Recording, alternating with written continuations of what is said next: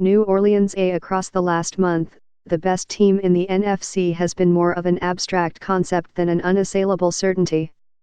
The contenders relish cannibalizing one another. The distinction shifts week to week. At the Superdome on Sunday, it changed from quarter to quarter, drive to drive, snap to snap.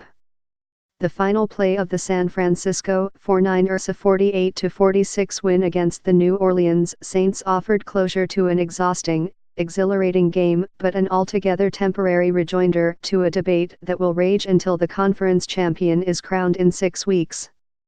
When Robbie Gould's 30-yard field goal soared through the uprights as time expired, it provided a measure of redemption for a San Francisco team that had lost both its previous games against so-called best teams, Seattle and Baltimore, on last-second field goals, a measly 6 points separating it from an unbeaten season.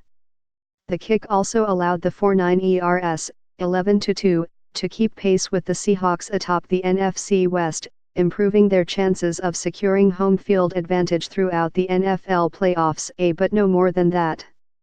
It would be more fun to talk about, Coach Kyle Shanahan said, if everybody had bad records. But they do not in a conference in which the Saints have beaten Seattle, which edged San Francisco, which has now won in New Orleans. Instead of seizing control of the conference, as they would have done with a victory, the Saints, 10-3, dropped to the number 3 seed, behind Green Bay, 10-3, and in danger of missing the first round bye they so covet. They demolished what might be the league's best defense, a unit that entered Sunday having allowed the fewest passing yards through 12 games since 1989, Minnesota, according to Pro Football Reference, and lost because they, like so many others this season, could not do one thing: tackle George Kittle. For the uninitiated, Kittle is the 49ers' tight end. After the game, he described his motto: run through people but have a good time doing it. Facing 4th and 2 at the San Francisco 33-yard line with 39 seconds remaining, quarterback Jimmy Garoppolo, who finished 26 of 35 for 349 passing yards and 4 touchdowns, zipped a pass in the flat to Kittle, who shook C.J. Gardner-Johnson before carrying Marcus Williams for another 15 yards even as Williams latched on to his face mask. The play netted 53 yards, 39 yards on the pass play and another 14 yards for the face mask penalty, and positioned Gould for a 30-yard attempt. He's playing the game to be rude and bully people, a 49ers cornerback Richard Sherman said.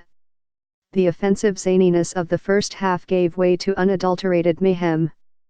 The teams conspired for 55 points in the half, 581 total yards, 4 combined incompletions in 32 passes.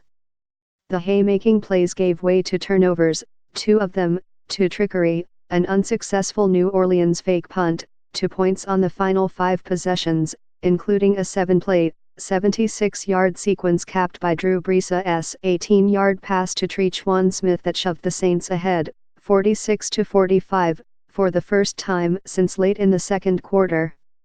Much like New England, which has created a dynasty by mastering evolution, New Orleans mutates from year to year, and this version of the Saints has embraced a different pathway to success. His arm strength declining, Brees does not scorch defenses with deep passes so much as bedevil them with shorter ones. According to the NFL's Next General Stats, his average throw has traveled just 6.3 yards, trailing only his backup, Teddy Bridgewater. Once a catalyst for aerial domination, Brees, who turns 41 next month, has facilitated an offense more efficient than explosive, imposing in its precision. As ever, he leads the NFL in completion percentage, and age has diminished neither his ability to manipulate defenses nor shape throws, such as his first touchdown, up the seam, against the zone, to Jared Cook. 3 seconds into the second quarter, Brees had tied a season high with 3 scoring passes. 4 series into the game, Brees had thrown for more yards, 172, than San Francisco's defense had allowed on average, 134.3. To have a chance at beating the Saints, particularly amid the unforgiving din of the Superdome, Shanahan coached the game with the relentlessness of a jackhammer. On the first play after falling behind by 20-7, Garoppolo threw deep, tossing a 75-yard touchdown to Emmanuel Sanders. Rather than fly back after losing at Baltimore, the 49 ERS spent last week practicing in Bradenton, Florida, at IMG Academy, where they installed a play that epitomized their approach, a reverse to Sanders.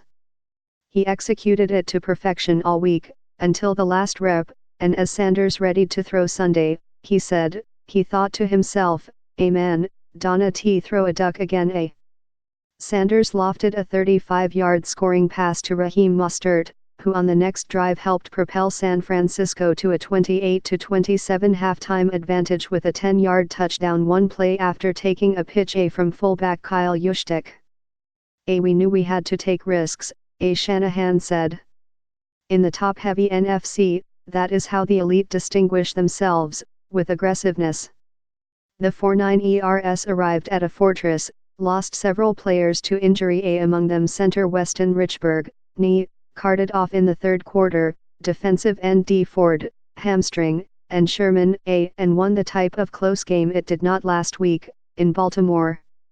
On Sunday, when Garoppolo outplayed Breeze and Shanahan outwitted Sean Payton, the 49 ERS were the better team. How the next 6 weeks unfold will determine whether they, and not New Orleans, Seattle, Green Bay, or Minnesota, are the best in the NFC.